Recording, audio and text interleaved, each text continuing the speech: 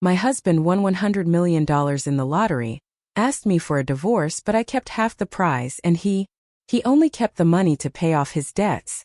It was 19 years of marriage, struggles, tight budgets, and simple dreams. I never needed much. I just wanted peace and companionship. But everything fell apart the day my husband came home with a winning lottery ticket. Instead of celebration, changes came. And with them, the pain of abandonment. When he asked me for a divorce with a cold smile on his face, I thought my life was over. But what I didn't know was that this end would actually be the beginning of a turning point that would completely transform who I am. My story is about loss, dignity, justice, and about finding a new path when everything seemed lost. I'm happy to have you here.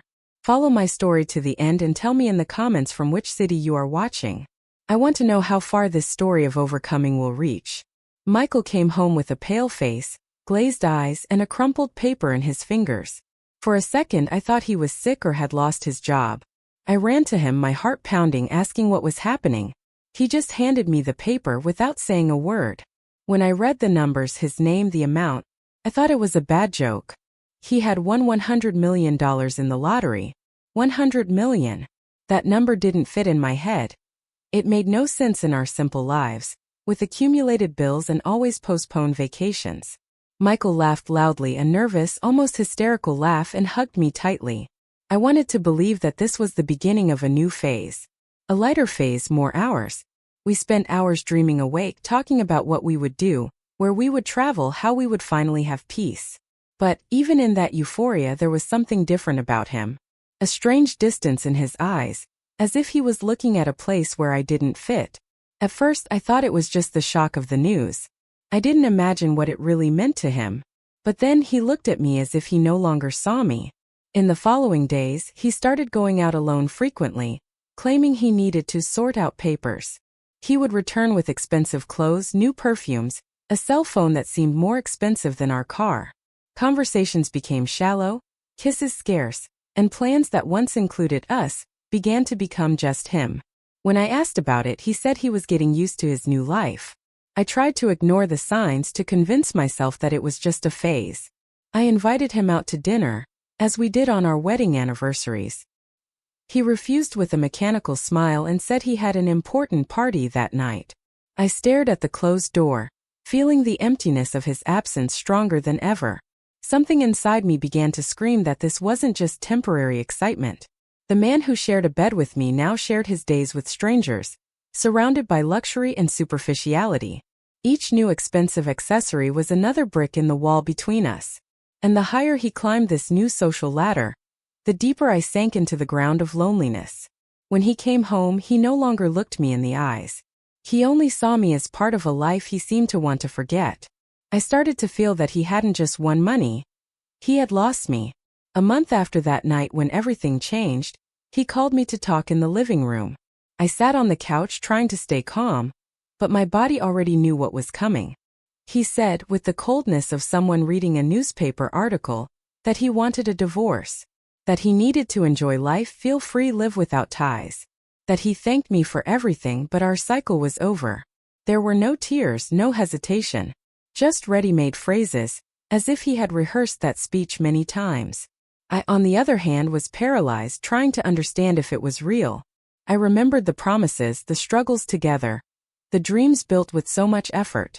And now he was throwing it all away as if it were just an expired contract. I left the room without saying anything.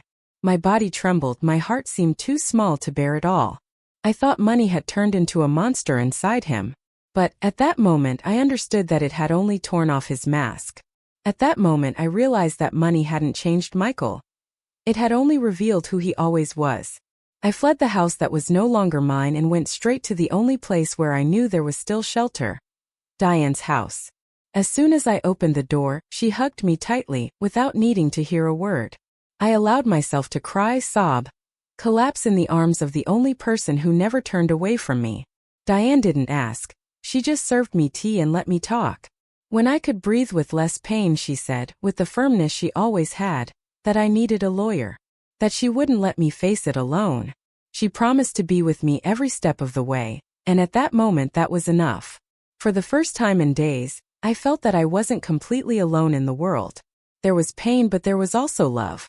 I stayed in that house for 2 days, almost without sleeping.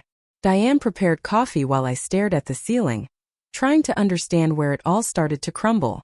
On the 3rd day, before the coffee cooled, she sat beside me and held my hand. There was something in her eyes that I didn't immediately recognize. It was pity and guilt. But first she needed to tell me something that would hurt even more. Diane took a deep breath and told me that weeks before Michael won the lottery, she saw him entering a restaurant with Lena Bradford. They were holding hands, laughing, intimate. Diane didn't want to tell me before to spare my feelings. She herself didn't know if it was just a lunch.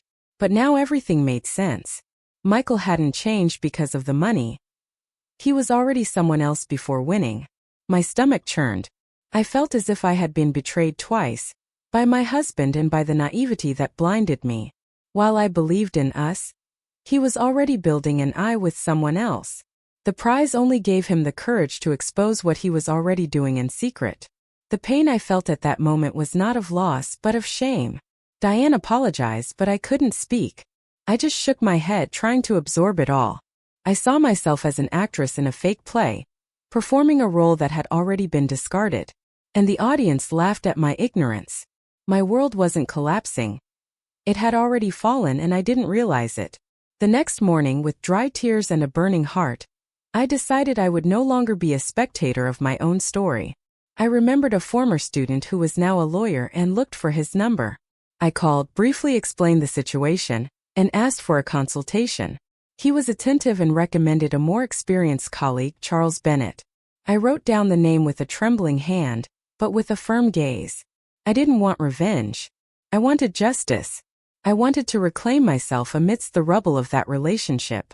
I wouldn't let Michael take not only our past but also my future. He wanted freedom. Let him have it. But I would have what was rightfully mine. Diane took me to Charles's office the following week. And there, a new part of my journey began. The part where I stopped being a victim to become the protagonist. I took a deep breath, knocked on the door and entered, ready to fight. If he wanted freedom, I wanted justice. Charles Bennett's office was austere and silent, as if every piece of furniture had been chosen to command respect. He greeted me with a brief nod, without big smiles but with a firm gaze.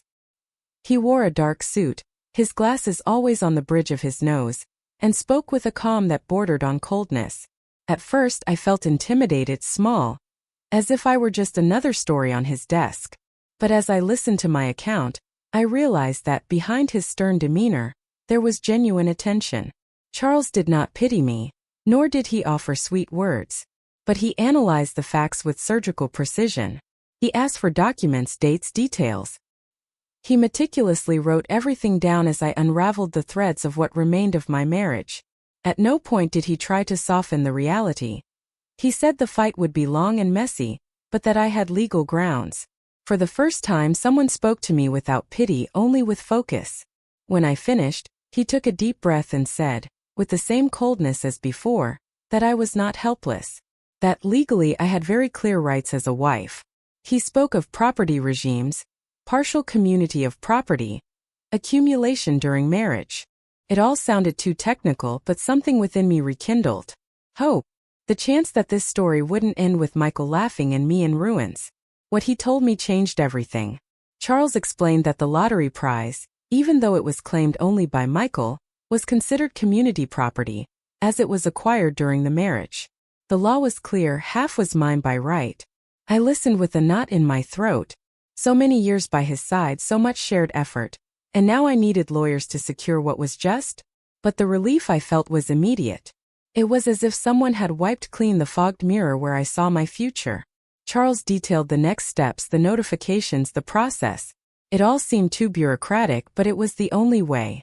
It wasn't about the money itself, it was about respect, about not allowing him to get away with so much cowardice. Justice, even cold, began to feel like a necessary embrace. I left the office with the papers in my hands and a new strength within me. The path would be long, but now I had someone by my side who knew the rules of the game. I was no longer the woman left behind. I was the woman who was going to fight. And Michael, no matter how hard he tried, wouldn't escape this truth. Michael was going to hate every word of this decision. The notification was sent the following week. Michael was in a new penthouse, which had previously belonged to a famous soccer player. We sent it there. Hours later my cell phone rang. It was him. I answered with cold hands, my heart racing. But upon hearing his voice, I realized there was no more fear. There was contempt.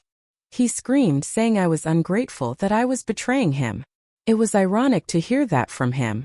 His words came like arrows. Do you want to ruin me? Do you want to take what's mine? I took a deep breath. I just said, I want what's rightfully mine. He continued with veiled threats, talking about destroying my reputation, exposing me. But something in me had already changed. I was no longer the wife who bowed her head. I was a woman standing before a man who finally showed the monster he hid. In the following days, he appeared twice at Diane's door, but didn't have the courage to ring the doorbell. He knew he wouldn't find the Amanda of before there. He was used to seeing me in silence.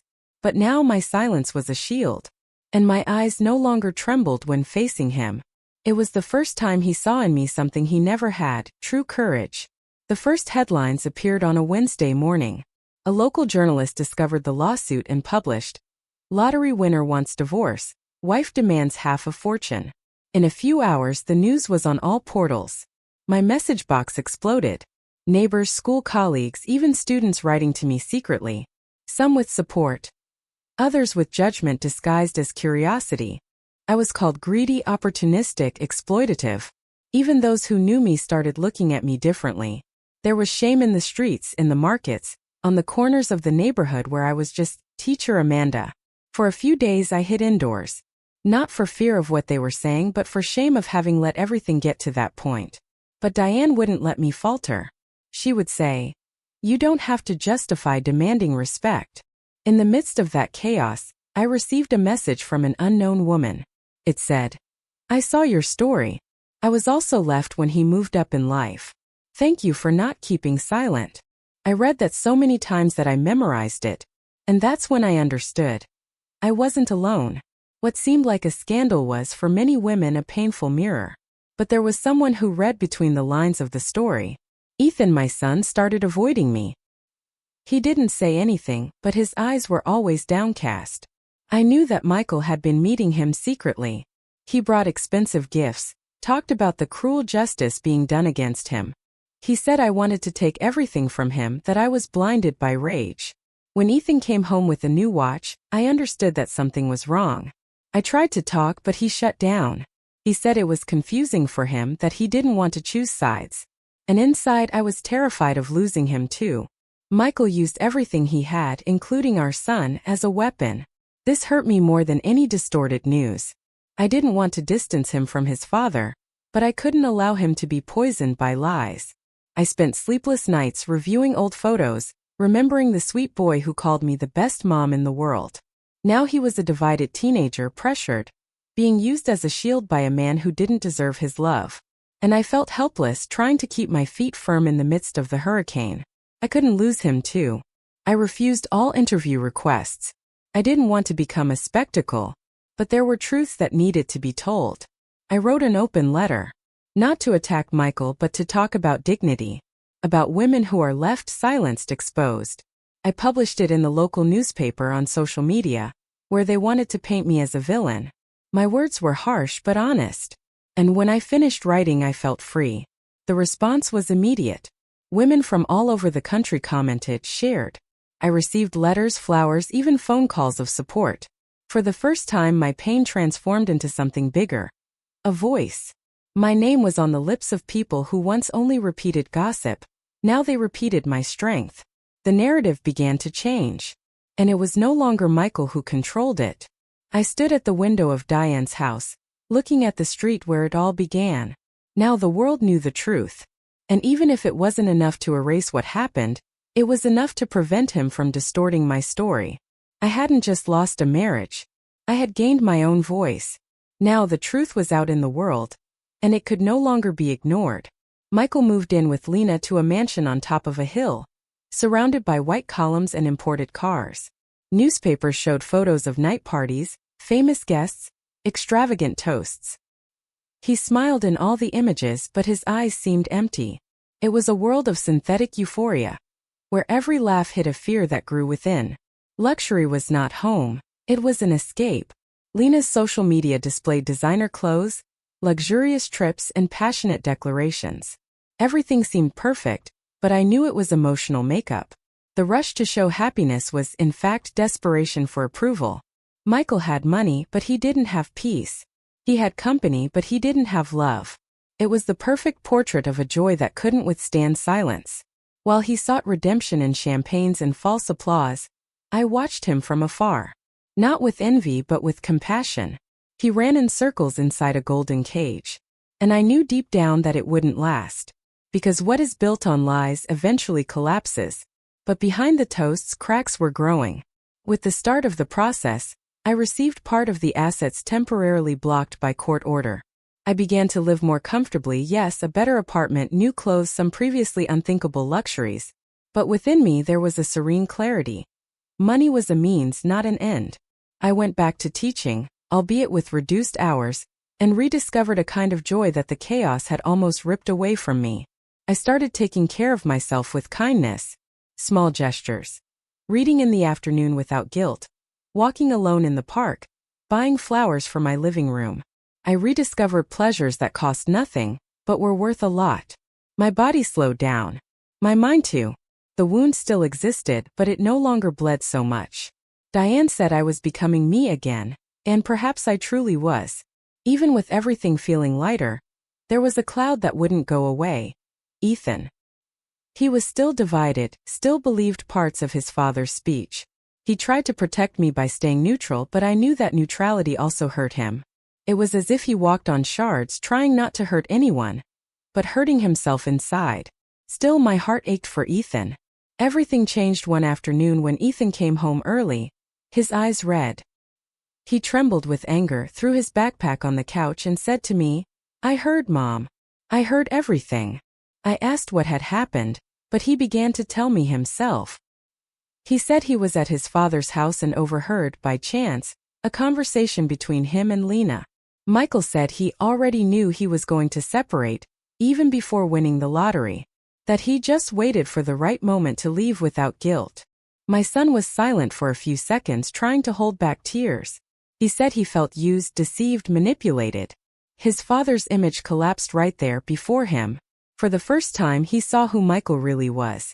He tried to remember the times his father gave him false smiles and realized that everything had a price. "He planned everything, Mom. Everything," he repeated as if he couldn't believe it. I hugged Ethan as I hadn't in months. And I felt that something inside him also broke, but it was necessary. Sometimes we need to break to see clearly. At that moment, between tears and truths, my son freed himself from an illusion. For the first time, my son saw his father with open eyes. Michael decided to invest in a luxury venture, a chain of themed bars in tourist cities. He spoke enthusiastically in interviews, as if he had discovered a new calling. But the numbers didn't add up. Expenses exceeded profits, and partners began to distance themselves. Instead of stopping, he invested more, as if success could be bought with persistence. And the money began to disappear. He hired celebrities to promote the venues, decorated with ostentation, but forgot the basics: management, planning, responsibility. When someone warned him, he would say, "I'm a millionaire. I know what I'm doing." But what he was doing was sinking. The seemingly infinite fortune began to show its limits.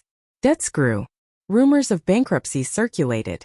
The press, which once glorified him, began to make fun. From gold to mud.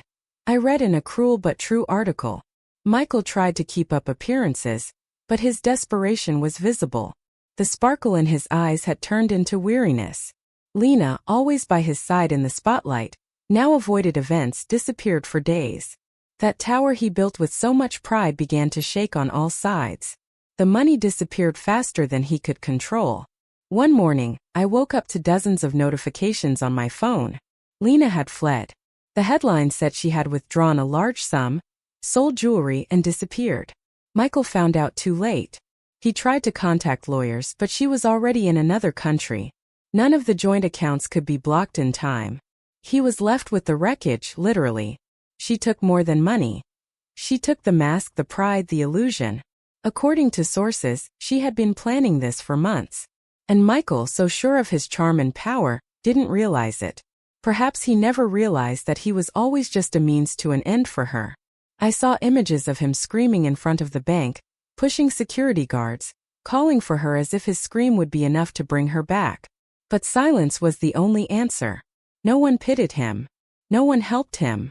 Those party friends disappeared. The penthouse was put up for sale. Luxury cars vanished from the garage. The mountain crumbled. And he, at the top, was dragged down with the debris. It was the end of the illusion of control. He screamed her name, but the echo was his only answer. I read everything in silence. The images, the comments, the accusations. It was all there, exposed. But, contrary to what I imagined, I felt no pleasure. No part of me celebrated his downfall. I felt only compassion, an almost cold sadness, as if he were a character in a book that had already ended. There was no more anger, only distance. I looked out the window and saw the sun touching the leaves of the trees. I took a deep breath. That world, which once seemed to be mine, was now just the setting for another story. My life had moved far away from pain, dispute, and masks. Michael was reaping what he sowed, and that was no longer my concern. I closed the newspaper and went back to my tea. There was so much peace in that gesture. I realized that my happiness didn't depend on anyone's downfall. It came from what I built, day after day, with truth. And that he never had. I didn't need his misfortune to be happy. Ethan called me to talk on a cold Saturday morning. We were on Diane's porch, the shy sun filtering through the leaves. He looked at me as if searching for courage and said, "Mom, forgive me for believing him." My throat tightened. I never blamed my son, but hearing that was like pulling an old thorn from my chest. The pain came with relief. I told him he didn't need to apologize, that it was normal to try to believe his father, even when he made mistakes. Ethan cried. He told me he felt guilty for distancing himself, for doubting me. I hugged him tightly as one who protects, but also as one who thanks. The bond between us was back and perhaps stronger than ever. We talked for hours without rushing. About everything. About the past, about what he heard, about the pains we both carried in silence. For the first time in a long time, I saw my son free from that invisible burden. And I understood that, even with everything we lost, we still had what mattered most. Each other. He was my link to the love that money could never buy. He hugged me like when he was a child. Diane always had a knack for coming up with the right ideas at the right time. During a quiet dinner, she told me about a group that supported independent educational projects. She said she thought of me right away. My eyes lit up. Education had always been my refuge, my trench, my bridge to the world. But I never imagined being able to go beyond classrooms. I went to meet the group, accompanied by Diane. They were people passionate about reading, inclusion, and social transformation. They listened to me attentively, asked about my dreams, my projects. I told them that for years I had wanted to create something beyond school. A space for reading, for welcoming, for the future. They were moved. They gave me access to ideas, contacts, possibilities. I came home with my heart alight. This was more than an opportunity. It was a new beginning with purpose. For the first time since the end of my marriage, I felt that I could build something truly my own, that would touch other lives. And more, that my suffering transformed into strength could become a bridge for others. I smiled to myself looking out the window. Perhaps my future was beyond the classrooms. With the support of the group and part of my settlement, I started the project. I looked for a simple space but full of natural light, in the center of a disadvantaged neighborhood. I hired local renovators, asked for book donations, set up shelves with the help of volunteers. With every detail, I felt that I was building more than a building, I was rebuilding myself. I named it House of Words. I wanted it to be more than a reading center. A space where young people could dream, learn, start anew. I told Ethan my idea and he smiled proudly. He said he wanted to help. My heart exploded with joy. It wasn't just about books. It was about roots, belonging, future. At the inauguration, I trembled seeing the place full. Children, teenagers, curious parents. I read a short speech where I spoke about choices, losses, and reconstructions. I said that everyone has the right to a second chance. And that sometimes our pain can be the beginning of someone's hope. When I finished, I was applauded with emotion. For the first time, I felt I could truly change the world. The inauguration day was magical. Early in the morning, volunteers arrived to organize the final details. The shelves were full, beanbags on the floor, inspiring quotes on the walls. The community came in full force. Curious students, mothers with children in their arms, elderly people wanting to help. It was more than an event. It was a collective birth. I made a point of greeting everyone with a smile. I saw young people enchanted by books, children listening to stories with shining eyes. There was a vibration in the air that I had never felt before. There was no ostentation, no spotlights, just affection and opportunity. In the middle of the afternoon, a girl approached with a folded paper in her hands. She seemed shy with an attentive gaze. She handed me the note and ran off. I opened it carefully. The words were written with a blue pen, in shaky letters. But the message was clear and strong like a silent scream. I took a deep breath, feeling that moment would be etched in me forever. A girl approached with a note in her hands. In the note, the girl's mother wrote that her daughter had tried to take her own life months before. That since then she had lived isolated without hope. But upon learning about the House of Words, she brightened up. She said she wanted to visit. That perhaps there, among books, she could rediscover a piece of herself. And that day she had smiled for the first time in a long time. I read those lines with trembling hands. The ground seemed to spin beneath my feet. This was more than I could absorb. I didn't save anyone alone, I knew that. But somehow that initiative born from my pain had become a refuge for someone. My tears came warm and sincere, without me being able or wanting to hold them back. I cried for her, for myself, for all the invisible lives that just need a glimmer of light to move forward. I cried with gratitude, and also for finally understanding that my story was not just a scar. It was also a bridge, a cure, a path. My tears fell without any shame. Ethan started attending the House of Words every Saturday. He said he wanted to help with the young people, organize the books, and take care of the spaces. Seeing my son there among shelves and smiles gave me a joy that no fortune could buy. We were both rebuilding something together. Each book given was a piece of us donated to the world. He suggested organizing a book club for teenagers. I accepted immediately. Seeing him engaged, concerned about others, filled me with pride. The space became our bond, our emotional home. Working together, even on simple tasks, reconnected us effortlessly. It was as if the love between mother and son found a new language. Diane always said that life has paths that we don't see until they cross us. And perhaps that was it. I thought I had lost everything, but in reality I was just changing the foundations. And these new ones were solid, real, alive. My new life was no longer a plan. It was a reality. The news came through the newspapers. Michael Sullivan declares bankruptcy. I read the headline with a mixture of astonishment and predictability. He had lost everything: the luxury house, the imported cars, the failed investments. The penthouse that graced magazines was now mortgaged. And the old friends who toasted with him disappeared like smoke. Ruin arrived without asking permission. That man who once looked at me with contempt now became the subject of columnists' jokes. Fame turned into shame. The cameras that idolized him now sought his downfall.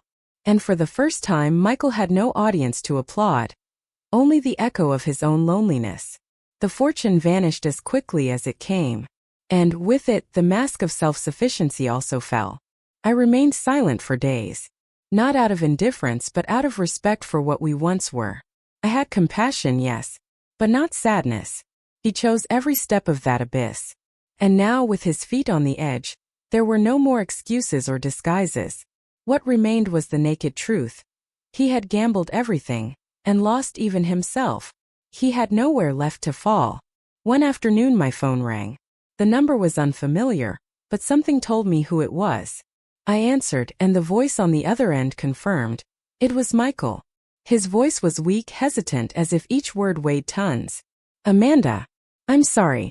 I made too many mistakes. I stayed silent, waiting for him to continue. He asked to talk. He said he needed to see me, that he didn't know what to do anymore. There was a time when hearing his pain would have shaken me.